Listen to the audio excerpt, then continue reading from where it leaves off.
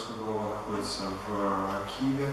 Он вчера уехал с рабочим визитом, был приглашен на встречу с премьер-министром Канады, который со вчерашнего дня находится с визитом в Украине. Сегодня Сергей Анатольевич проводит переговоры с депутатами Верховной Рады, с представителем бюджетного комитета, с председателем бюджетного комитета по вопросу выделения дополнительных средств из бюджета соцэкономного развития непосредственно в город Мелитополь. На сегодняшний день ведутся данные переговоры.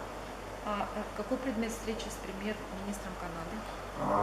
Вы знаете о том, что у нас месяц назад был с рабочим визитом тут посол Канады в Украине, который ознакомился с деятельностью города Мелитополя. Также за последний месяц проходила выставка непосредственно в самой Канаде, бизнес-выставка, на которую посещал также премьер-министр Канады.